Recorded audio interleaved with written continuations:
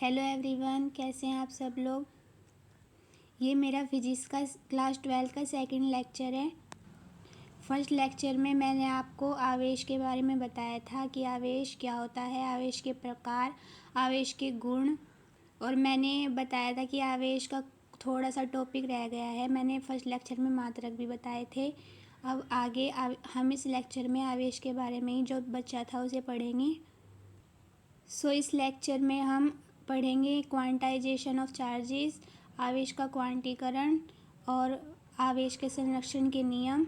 हमारे ये 2 टॉपिक रह गए थे आवेश के लिए, हम ये दोनों टॉपिक पढ़ेंगे। तो चलिए शुरू करते हैं आज का हमारा सेकंड लेक्चर क्लास 12 के लिए। तो स्टूडेंट्स, ये देखिए आज का हमारा टारगेट है आवेश का क्वांटीकरण और दूसरा हम टॉपिक पढ़ेंगे आवेश का संरक्षण। आवेश का क्वांटीकरण है क्वांटाइजेशन ऑफ चार्जेस और कंजर्वेशन ऑफ चार्जेस। तो हमारा पहला टॉपिक है आवेश का क्वांटीकरण। चलिए इसे समझते हैं। स्टूडेंट्स, ये है हमारा आज का पहला टॉपिक आवेश का क्वांटीकरण, और इसे हम परमाणुकता भी कहते हैं।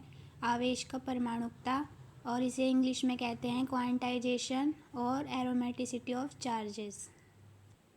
तो चलिए थोड़ा सा इसके बारे में समझते हैं, फिर नोट्स के साथ इसे देखते हैं। स्टूडेंट्स, ये जो आवेश का क्वांटीकरण होता है इसे हम एक फॉर्मूले से समझ सकते हैं, Q बराबर NE।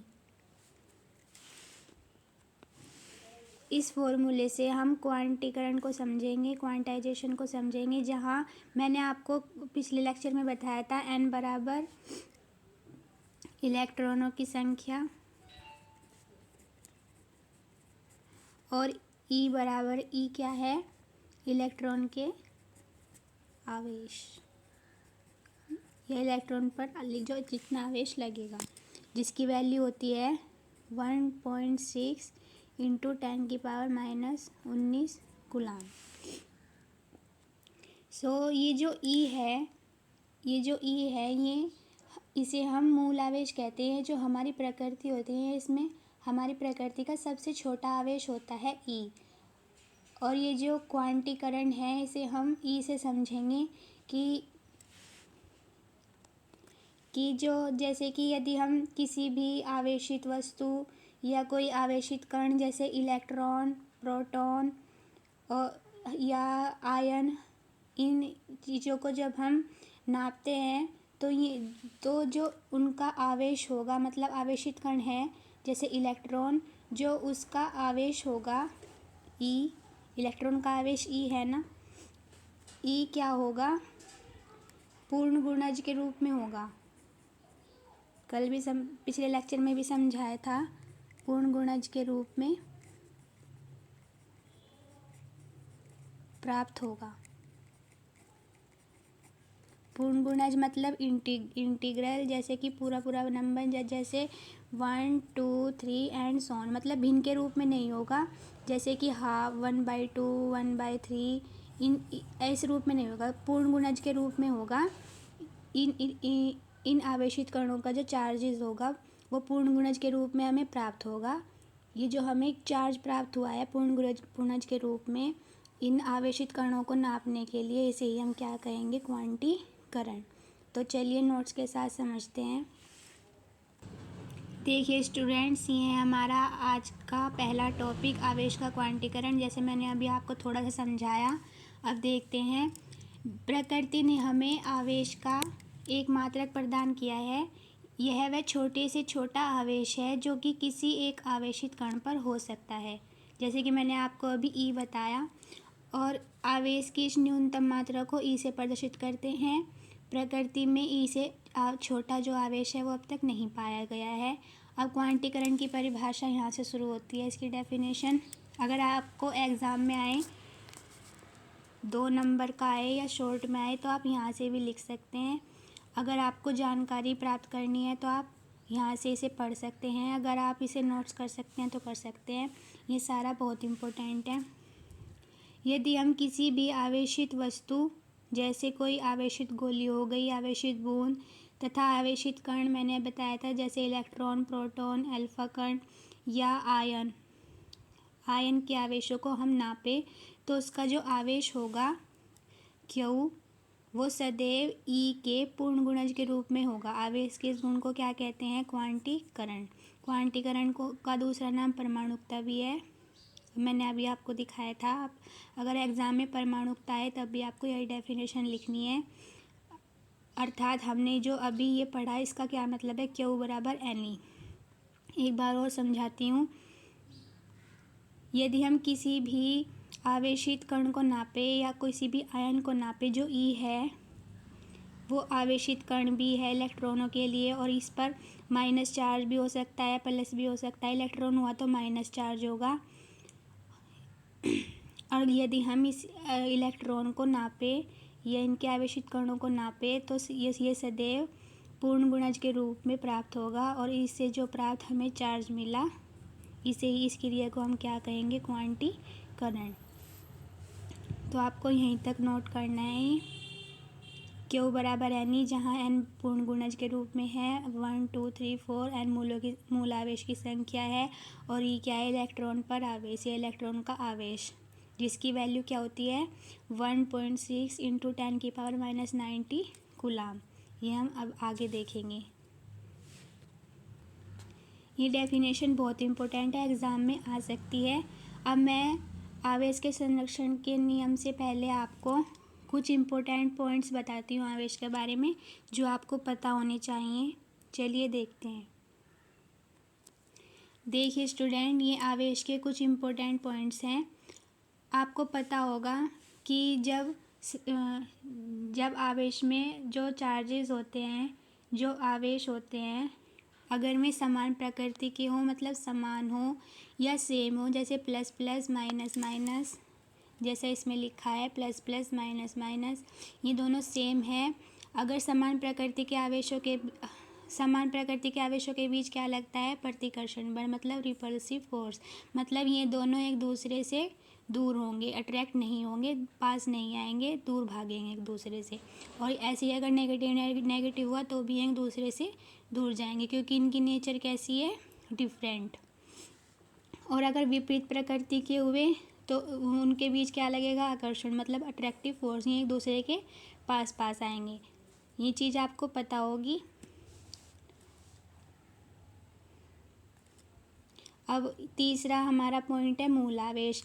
ये कभी कभी शॉर्ट क्वेश्चन में पूछ सकता है, सो इसे आप इम्पोर्टेंट भी कह सकते हैं। ये मूल आवेश मैंने अभी बताया, जो इलेक्ट्रॉन पर आवेश होता है उसे हम मूल आवेश कहते हैं।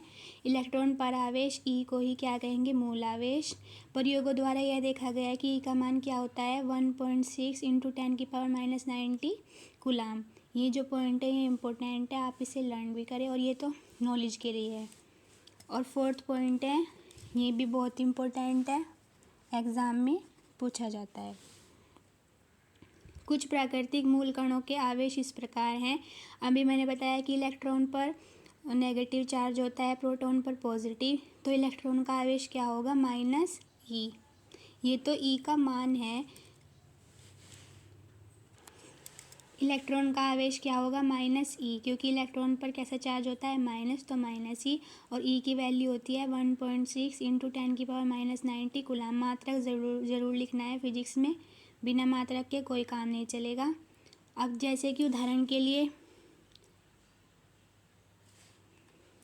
आप कहीं दूध लेने गए और आपने दूध वाले को कहा कि 20 दूध दे दो, तो जब आप उसके बारे में नहीं कहेंगे कि कितना दूध चाहिए, 20 लीटर कहोगे तभी तो उसे पता चलेगा कि 20 लीटर दूध है।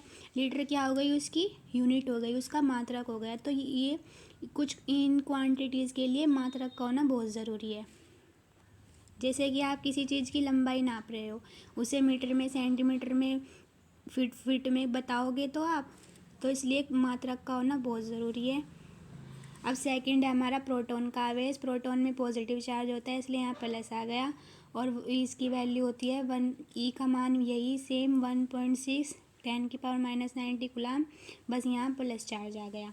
और अल्फा कण का आवेश कितना होता है? +2E। जो अल्फा कण होता है ये मैं अभी समझाती हूँ आपको। यहाँ पे E का मान 1.6 इंटू 10⁻⁻19, और 16 के 2 से मल्टीप्लाई करेंगे तो 32 आएगा और एक पॉइंट के बाद एक पॉइंट, तो ये मान भी सेम ऐसे ही आ गया। या फिर देखिए एक बार, हम इसे मल्टीप्लाई किया है हमने,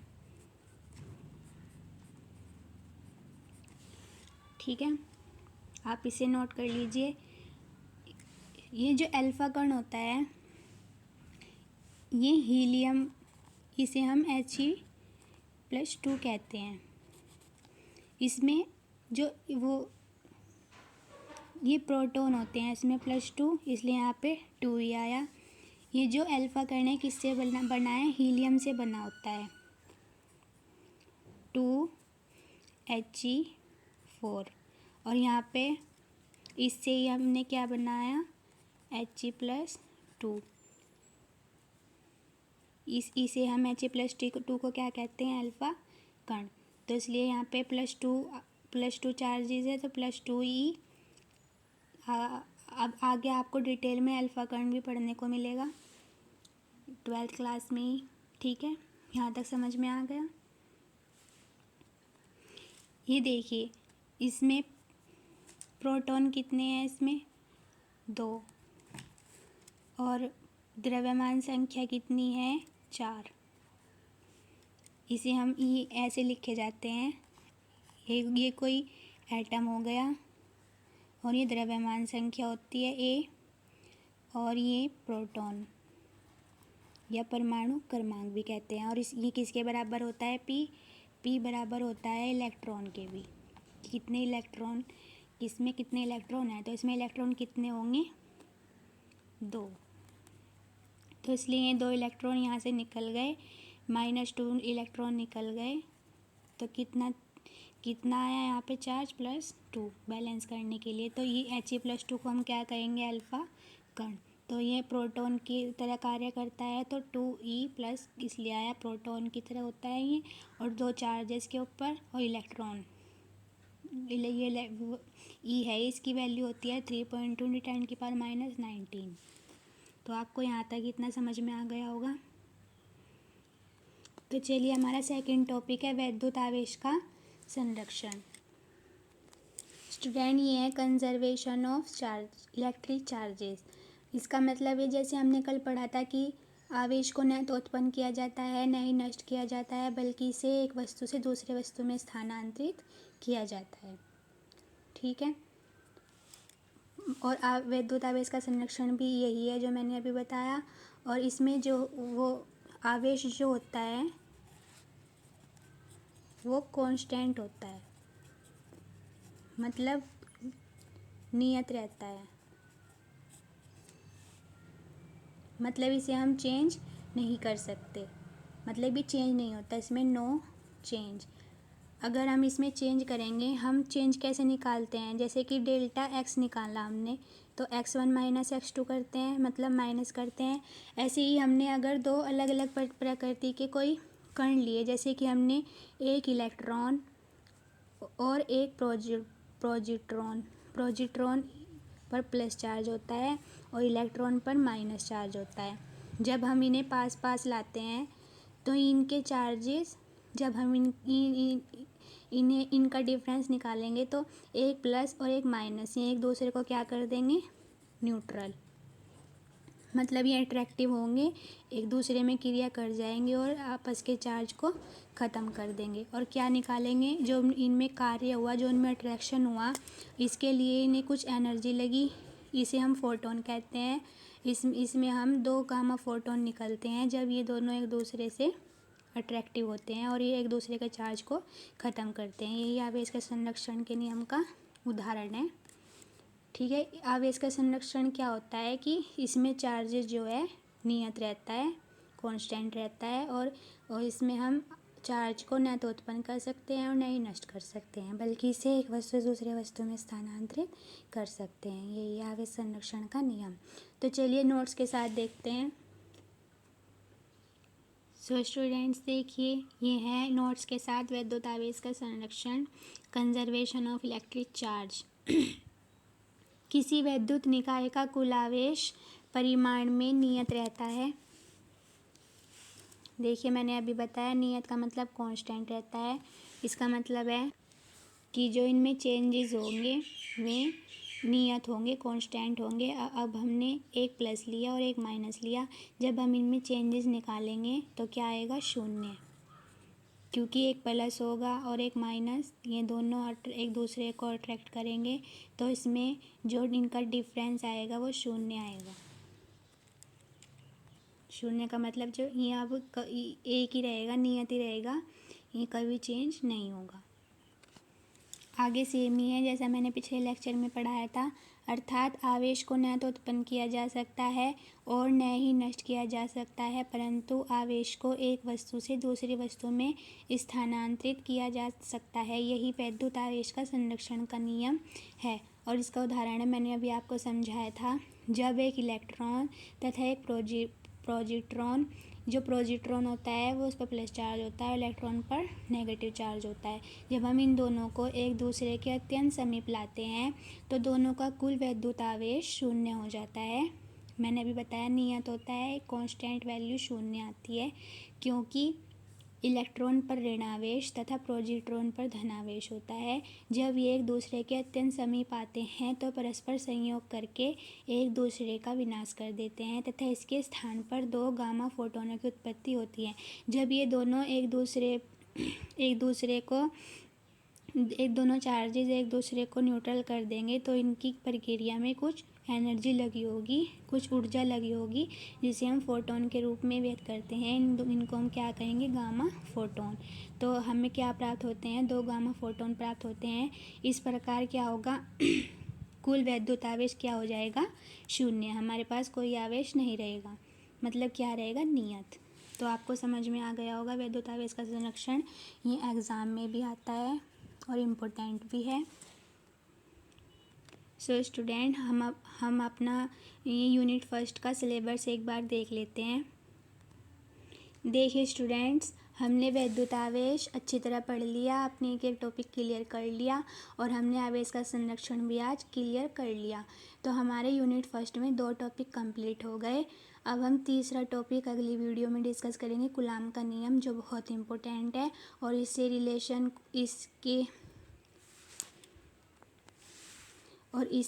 रिलेट कूलाम के नियम से रिलेट कई डेरिवेशन भी आएंगे जो हम करेंगे। ठीक है, तो चलिए आज का वीडियो यहीं तक। आप अच्छी तरह पढ़ते रहिए, जितना आपको पढ़ा है रिवीजन करिए, जो समझ में ना आए उसे कमेंट बॉक्स में आप पूछ सकते हैं। तो चलिए आगे अगली वीडियो में पढ़ते हैं। तब तक के लिए नमस्कार, जय हिंद।